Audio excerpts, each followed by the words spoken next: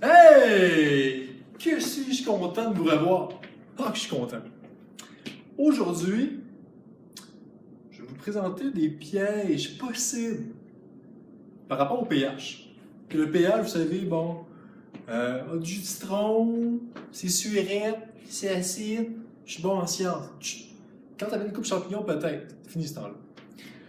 Là, ici, là, on voit le lien entre le pH et la concentration molaire des ions H+. J'ai fait une belle échelle de pH de 0 à 14. On sait que les solutions neutres, c'est quand le pH est à 7.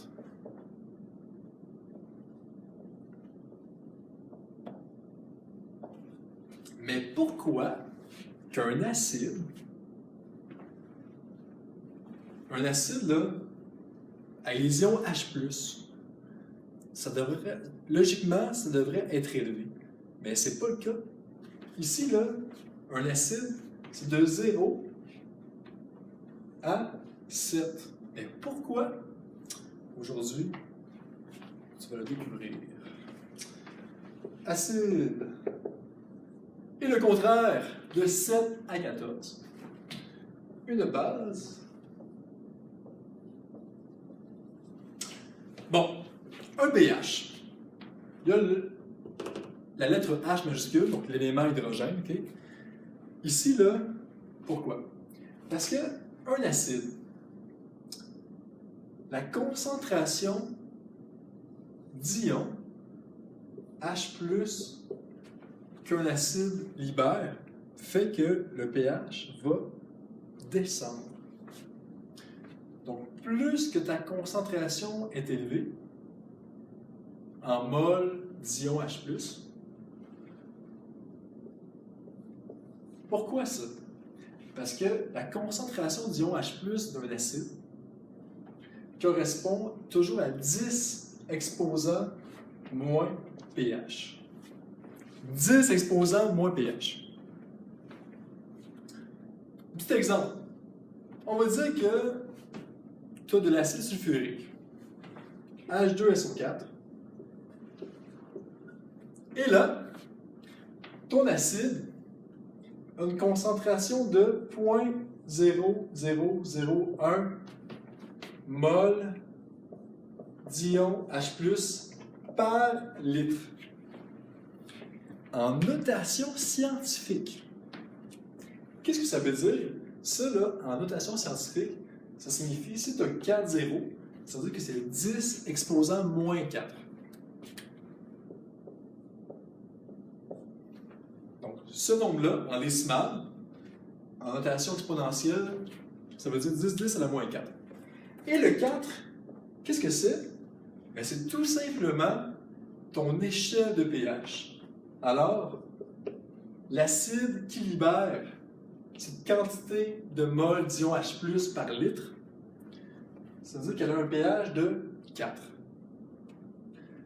Donc, plus que tu libères des ions H+, on va dire également que tu as du HCl à... Tu aurais du HCl à 0.1 mol d'ion H+.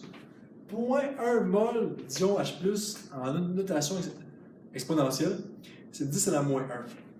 10 à la moins 1, ça veut dire que ton pH est de 1.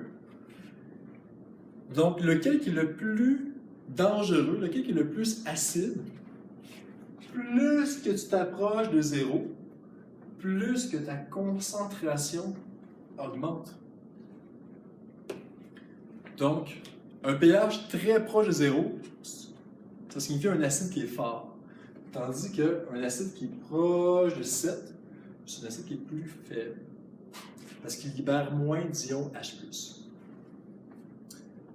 Pour les bases, c'est le même principe.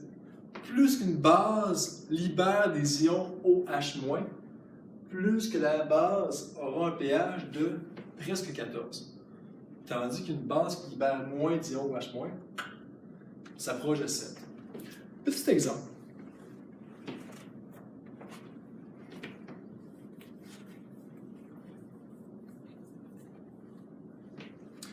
Pourquoi que l'eau, c'est neutre?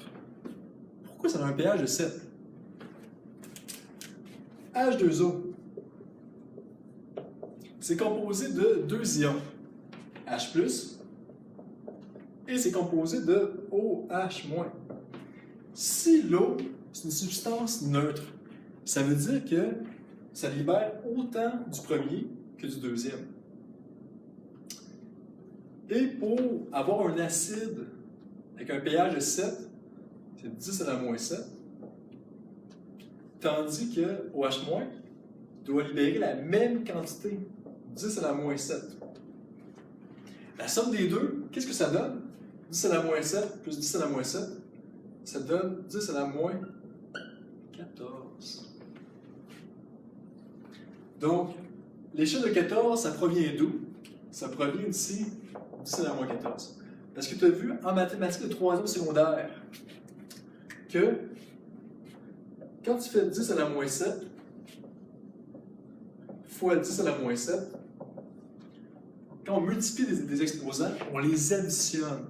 Donc, moins 7, ça donne 10 à la moins 14. Donc, l'échelle de 14, ça vient d'où? Ça vient des solutions neutres qui libèrent autant d'ions H+, que d'ions OH-. Donc, un pH en haut de 7, une base. Un pH en bas de 7, c'est un acide. Cette année, on voit seulement les pH. Mais dans une des questions du document que je te fournis, on parle de pOH. Petit indice.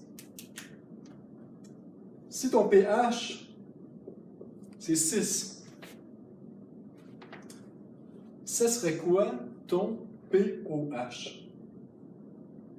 Si la somme des deux vaut toujours 14. Pense à ça.